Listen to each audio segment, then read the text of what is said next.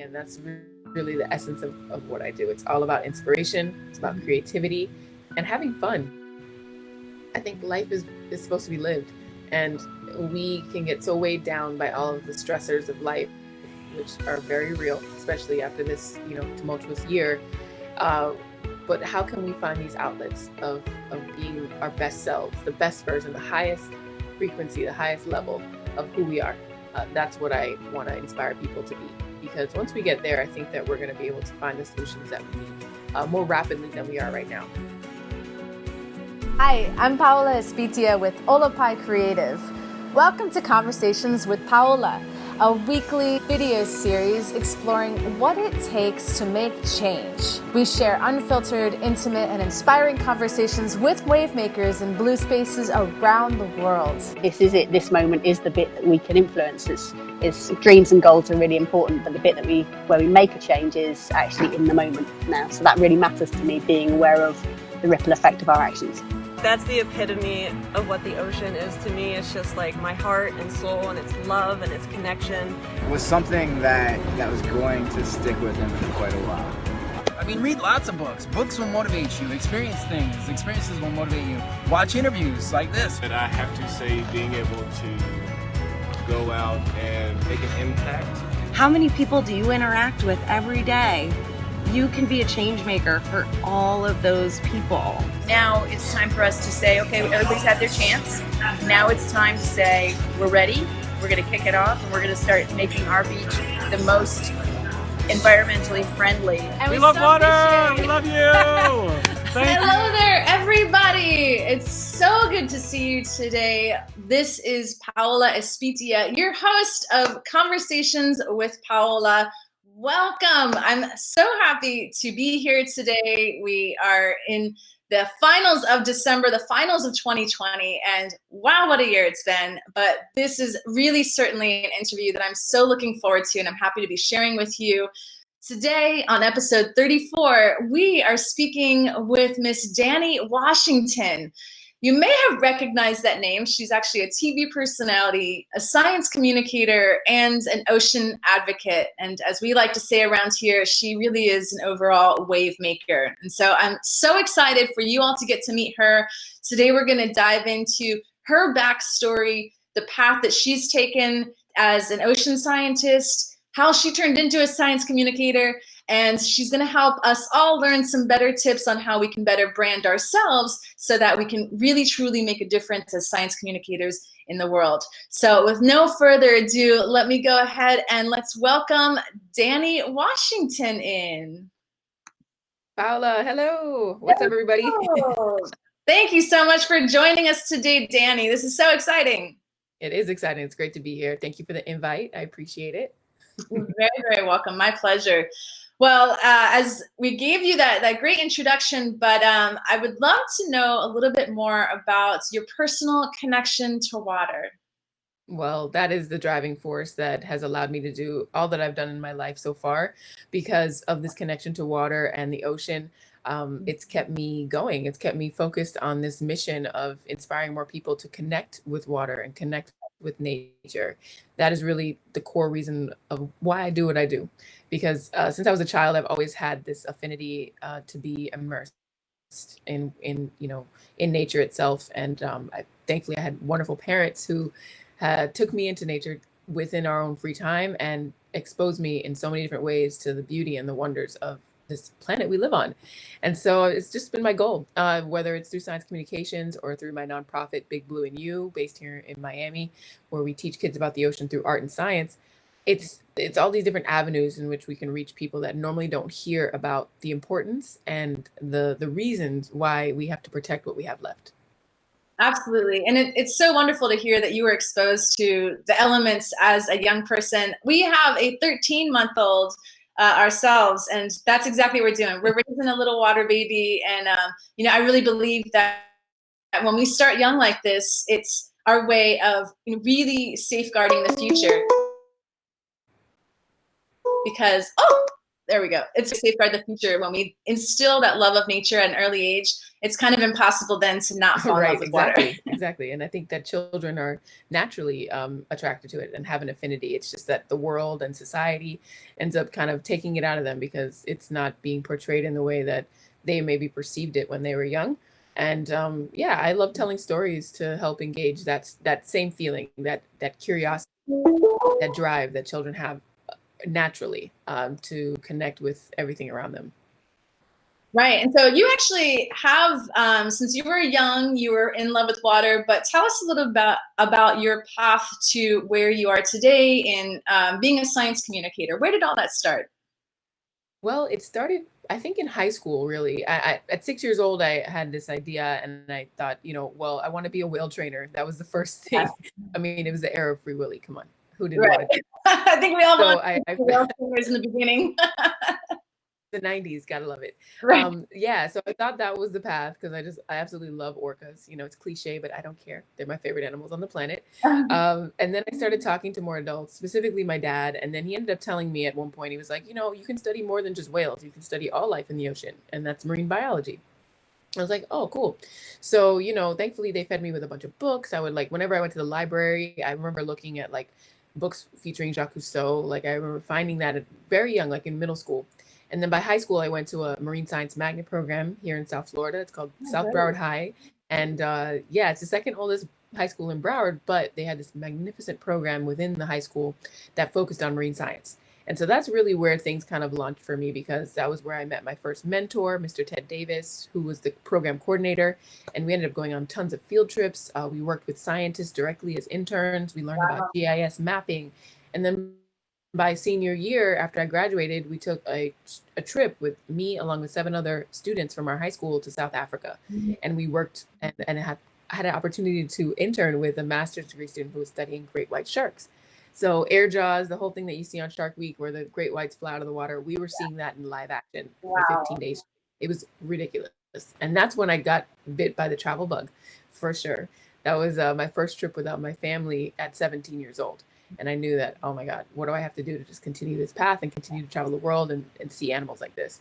So I ended up studying marine science at University of Miami. And it was a great experience. I did lots of internships there too, and learned very quickly that I was more inclined and more equipped naturally with natural gifts to work in outreach and communications. But I did try everything. I worked within the research sector. I worked with other nonprofits. I worked with the government, interning at NOAA. And it was great because it helped me narrow down what I wanted to do very quickly. And so science communications just happened organically. After I graduated, I won a contest that awarded me about $10,000. And it was just a video contest where I was doing what I do. I was communicating science and the impacts of plastic pollution on the ocean to my little cousins at the beach, submitted the video and won. And then from there used that money to start Big Blue and You, and then simultaneously was hired by a textbook publishing company to host videos along with 6 other hosts that were creating videos for science textbooks for kids.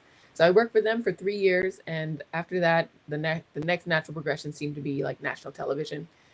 Always aspiring to be something like Bill Nye the Science Guy, and that's been my path ever since. And it's taken about a decade, but in 2016, I became the first African-American woman to host a science show.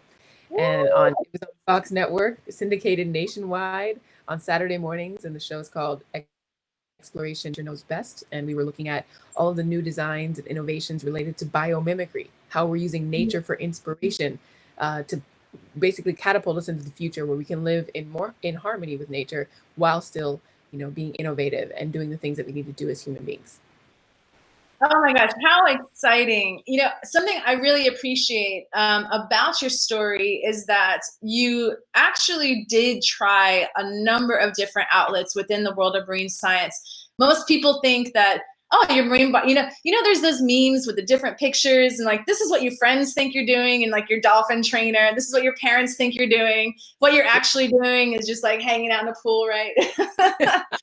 But that's so true. I also did a lot of internships growing up, and it's so important to be exposed to those different types of outlets to really gain an understanding for where your strengths are. And I think a lot of people maybe don't even get into that far and into the fields, that they just automatically try one avenue, they decide it's not for them, and then they quit. And so it's so important that you do try all these different internships, and that's exactly what you did, and because otherwise you won't really know where your skills lie.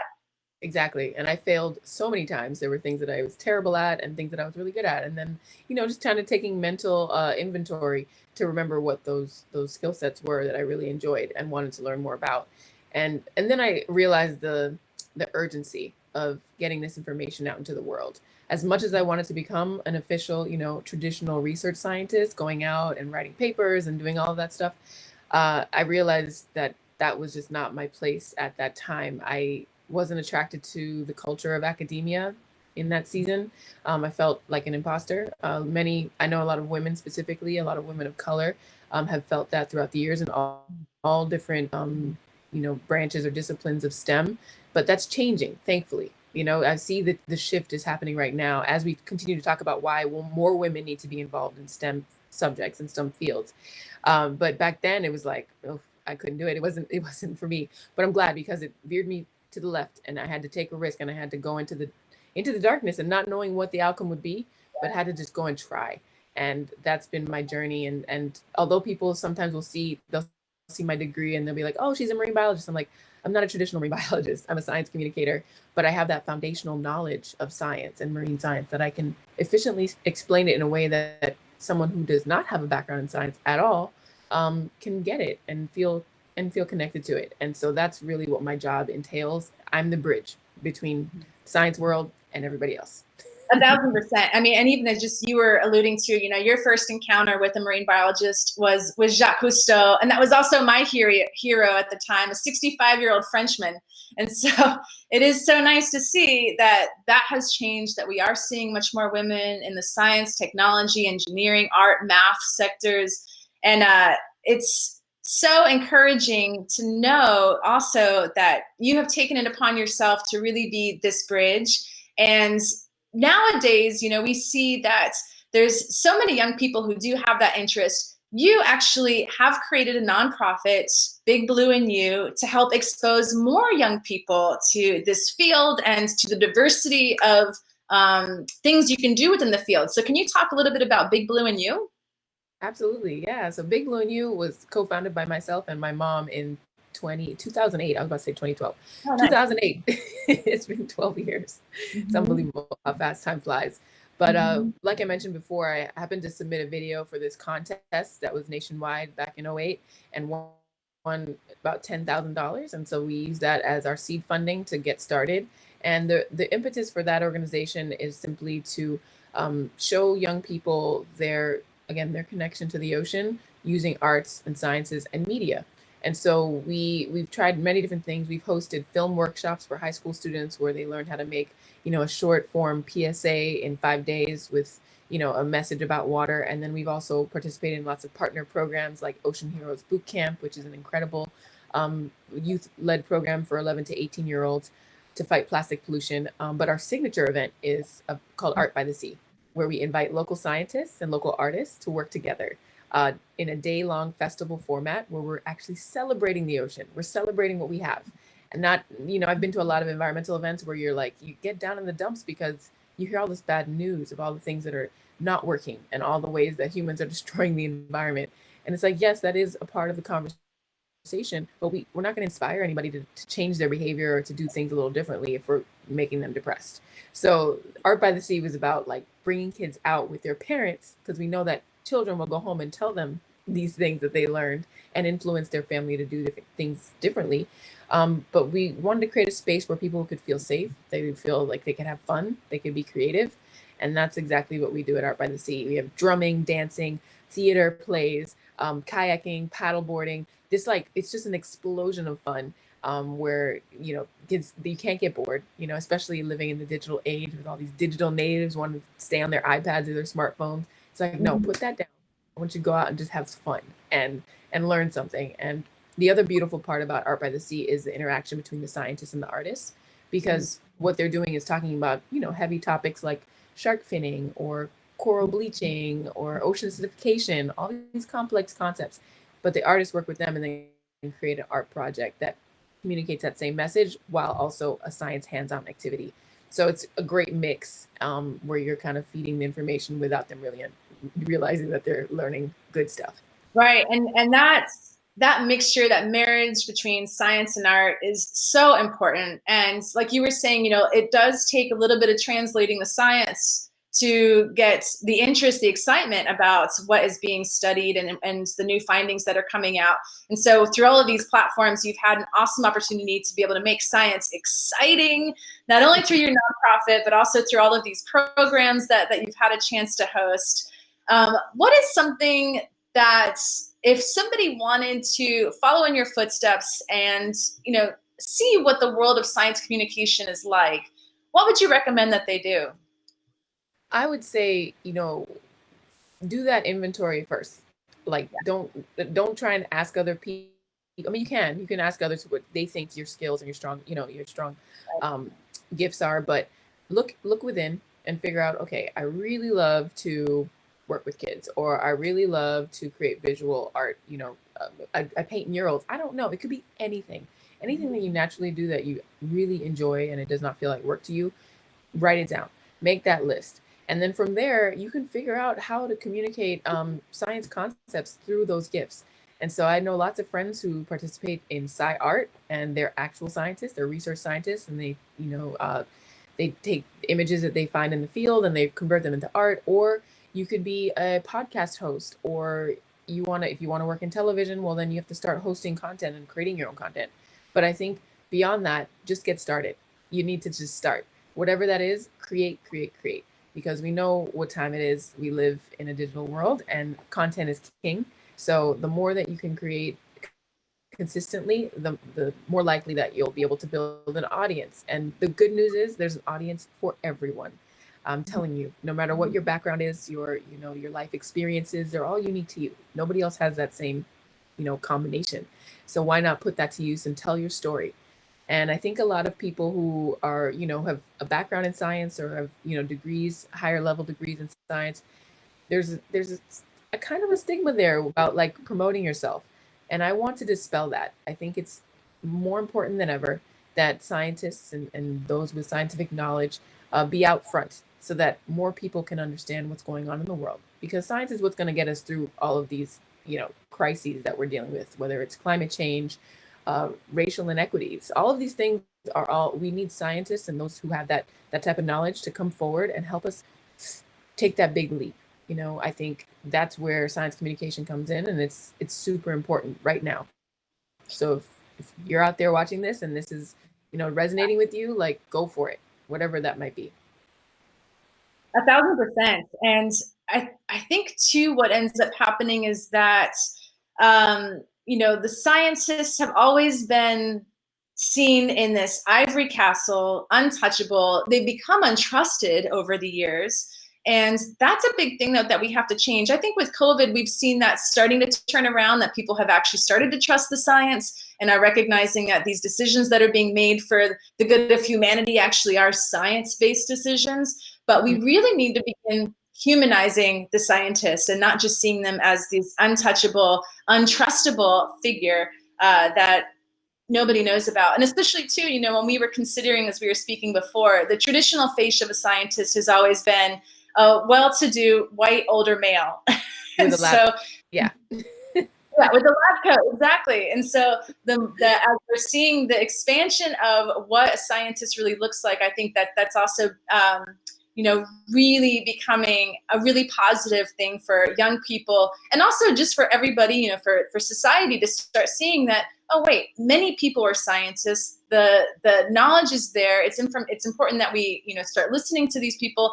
But how can we better humanize a scientist? A lot of what you do is exactly that, is you create humanity in science. And one of the ways that you do that is through personal branding. Can you talk a little bit about what is that? So she, as we've gotten more into the video creation and building our own media agency, we've had to do a lot of branding ourselves. But before that, I had no idea what branding was or why it mattered. So maybe let's start there. Can you explain what branding is, and why does it matter, especially to the science community? Well, I think, like you said, making scientists more like humans and feel more relatable, that is extra important. We need, people to know that this scientist who has this particular expertise could be your uncle or your cousin. Like, there's a connection there. And when you put forth your personality and your background, your life experiences and story, that's what brings people in. People relate to people. So what scientists need to do is find better ways to communicate their story, their human story. And it's not just about the data. It's not just about the results. It's not just about, publish or perish. It's about getting your work out into the world and your story out into the world. And so when it comes to branding, I'm not a branding expert. I've just done it for so long now, and it's been trial and error. And I've learned from people that are in that space, but taking what I need from, the marketers and the brand and the PR firms that I've worked with in the past. And I learned so many little tidbits of information, and now I'm putting them all together. And so what I think most people seem to forget is that you are the brand. Like, as a person, you are your brand, and every element of your life, every element of your story is a part of that branding. And I think the biggest piece of advice when it comes to getting started, you don't have to have a marketing degree to get this. It's just about being consistent. And you have to be clear on your own story. Like, how can you tell somebody your story in 30 seconds in an elevator? It's the traditional elevator pitch. When you can narrow down your story to that essence, to that simple, straightforward, like, this is what I do, this is why I do it, storyline, people will get it and they'll remember it. But again, you have to add that element of ethos, that people feel connected. There's an emotion there, there's a passion there. And that's what I think has resonated the most, and it's been successful for me. But everyone has a different combination of things that they can apply to their brand. And it doesn't necessarily have to be like all exposed, you don't have to tell your daily life, all those things. You can keep whatever you want to keep private. You just need to be able to show a little bit of vulnerability so people can see the human in you. Oh, 1,000%. The neat thing is that, especially, I'm going to say especially marine scientists, because that's what we know, but we have such, I think, a fascinating why as to why we dove into marine science, that it actually can become very easy to recall that story and to come up with that story. And I took a course through Dr. Randy Olson. He has an interesting story. He's a marine biologist who wanted to better connect people to the issues of coral science. That was his focus. And so he left being a professor, went over to LA, went to film school to learn storytelling techniques, and he's now teaching this, what he calls an ABT framework for telling story. And so here's a quick little tip for all of you out there who are, when you're thinking about story, a problem that a lot of us have when we first tell stories is that we say and then there's no catch line, right? There's no punchline. But to really tell a story, something has to happen. And so he teaches the ABT framework, which simply goes, when you tell a story, make sure there's an and, a but, and a therefore. And if you can phrase your experiences in that kind of framework, then suddenly you're starting a story. And then suddenly people will want to know more and ask more questions. Absolutely. Yeah. Randy is a phenom. I love his book, Don't Be Such a Scientist. Yeah. And funny story, we had a chance to meet in person, I think a couple of years ago in LA, at a friend's house. I'm on the advisory board of an organization called Five Gyres Institute. Mm-hmm. And so they had a little get together a couple of years ago, and he was there. And it was really just great to talk to him. And yeah, like, there are so many, trailblazers that have led the way in this conversation. And we need more. There's still so much space. We need every discipline of science to just step it up. And on my website, I just launched it, shameless shout out. No, you can check out DanniWashington.com. I just launched it last week, actually. This new, website 3.0. And I list a few of my favorite science communicators that are out there that are, have been in the game for a long time. So that's a great reference place. But yeah, I think if you want to get to the nuts and bolts of branding, again, start with your story and follow what Randy says and figuring out how to tell that with the ABT format. And then from there, then you got to start actually putting content out there and actually making things visible, whether it's through a logo or through, definitely through a website. If you're taking the SciComm thing seriously, you need to have a website, hands down. It's your digital real estate. So that's the first step. And then beyond that, pick a platform, whichever platform you like. Doesn't have to be all of them, could be just one, but pick something and then put your all into it and consistently post there, and you'll see it'll grow. It's incredible how that works. Our connectivity around the world is truly, to me, a blessing, and I think that we should capitalize on it. Oh, 1,000%. And especially too, when we're talking about a lot of these folks, they're spending a lot of time in the field. I think, some great storytellers are not only marine scientists, anybody who has a field job, park rangers. If you ever go to parks, always ask them about their favorite stories, because they will go on and on. Yes, but what an awesome opportunity, though, when people are out there in their field and you're actually doing your work out there. That's a great opportunity to take a couple pictures, take a quick little video, because you're literally showing the behind the scenes of the real nuts and bolts of being in the field. It's never easy. It's not exactly as glamorous as we always like it to be, but that's an awesome place to start, is literally just document and show the world what goes into the kind of work that you do. And so in that sense, it can be very easy for marine, for scientists to actually come up with content. They don't have to constantly be figuring out new things to put out there. So there you go, people. There's a really easy tip right there. Just start documenting what you're already doing. A day in the life. People want to know. There's so much mystery. I knew when I learned about marine biology, I had no idea how to even start on that path to get there, or what you actually do as a marine biologist, other than what I'd formulated in my mind. So we need to kind of expose people to that and give them the insight, and to actually be attracted to the field as well. Right, 1,000%, because the ocean still needs our help. So we need more of you out there wanting to become marine biologists, helping us out there. So you've already, somewhat started to allude to this. Why is it that what you do matters? What matters to you when you're doing this kind of work? What's important to you? Well, I would say first and foremost is that representation matters. And I think of, when I was 6, 7 years old, searching for someone to look up to, a role model that could show me a new path, a unique path. And that's what I try to endeavor to be, for little girls and boys out there who want to try something different. And even though they're being told by even their family and the people around them that they can't, or they don't have the means or the resources to do so, I want them to feel inspired. And so, again, that's really the essence of what I do. It's all about inspiration. It's about creativity and having fun. I think life is supposed to be lived. And we can get so weighed down by all of the stressors of life, which are very real, especially after this, tumultuous year.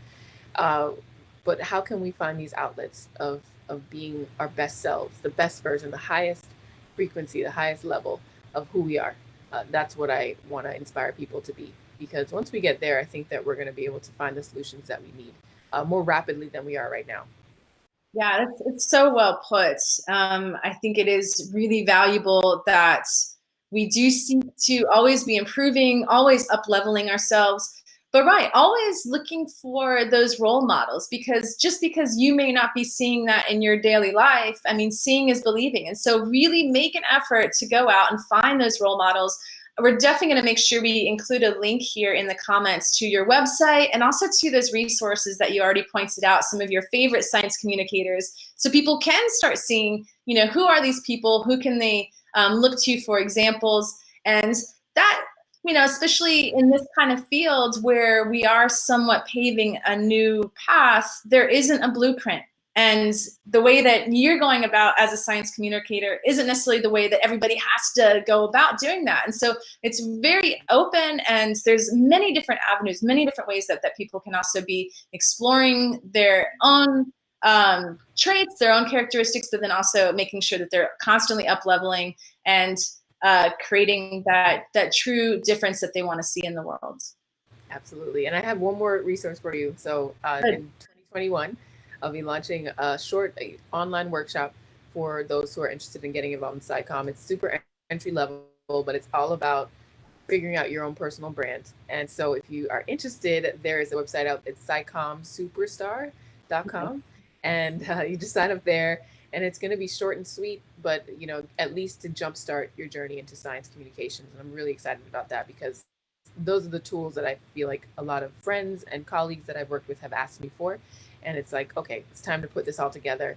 Again, like you said, it's not necessarily, there's no straight road or journey. It can be all different ways, but at least you can get started and then figure out from there what you want to do next. So it can be for those who are just finishing up undergrad or currently in their undergrad program or master's or PhD program or postdoc.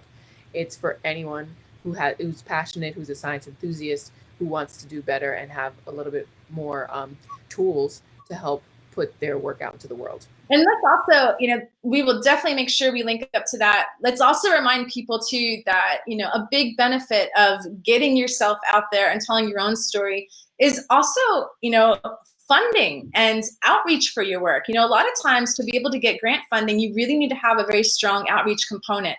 And even if you don't want to be the one who's on camera, who's in the center of it, your team can be the one. The work there is what needs to be highlighted. And so this is such a great opportunity for outreach and for getting additional funding people. So another benefit to branding yourself and creating content and learning the tools to be able to do that. So that's a really great point.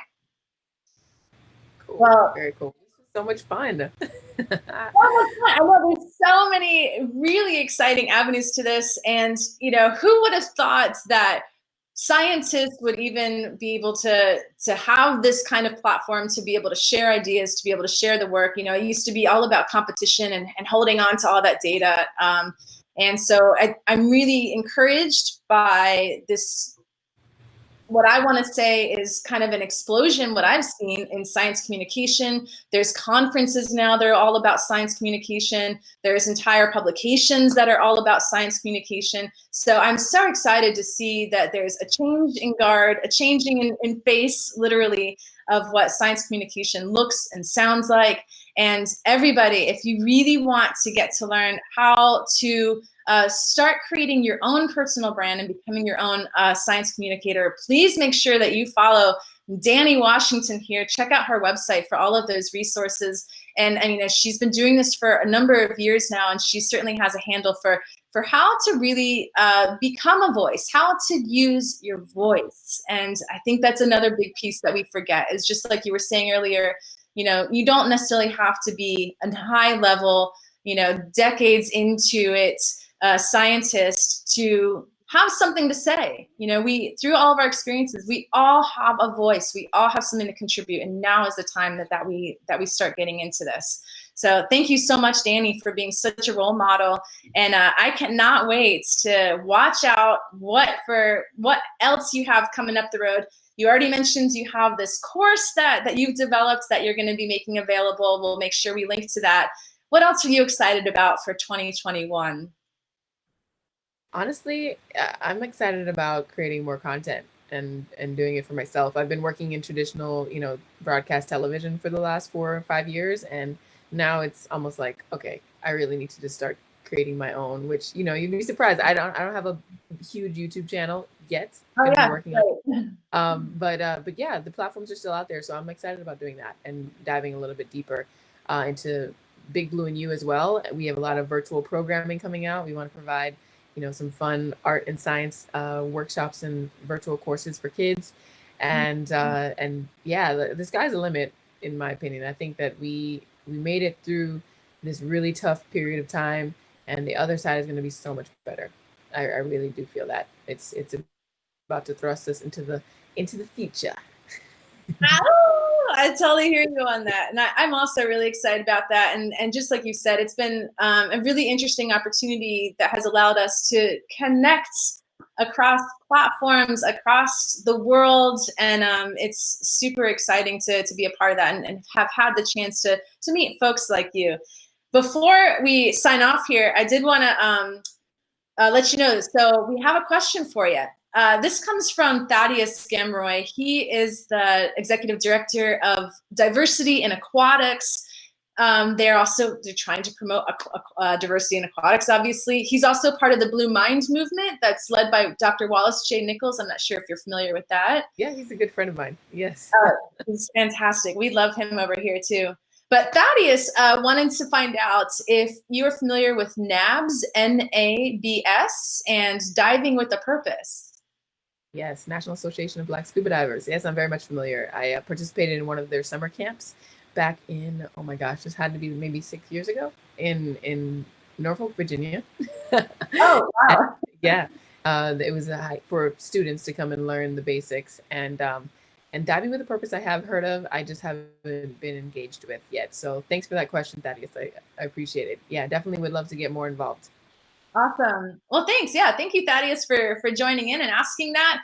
Folks, if you have more questions, which I'm sure you will, please make sure you leave them in the comments below. We'll make sure that we get Danni to address those for you. Again, she's an open book. She's so warm, and we're so grateful that you've set aside this time to chat with us today. Thank you very much, Danni. Thank you, Paola. It's a pleasure to be here. Awesome. Well, to much improved, a better, bluer 2021, right? Yes. Amen. Let's go. Amen. Let's do it. Well, everybody, thank you so much for joining us today on Conversations with Paola. We're super excited about what next year has to bring for us. And, you know, you all have a voice to share. This is the time to be sharing it. And we're hoping that you can see the work of Danni and some of the other people that she's recommended. I hope you use that to inspire your own voice and to make sure that you too become a wave maker in your community. So for that, thank you again, Danni, and we'll see you in the new year, friends. Bye, everybody.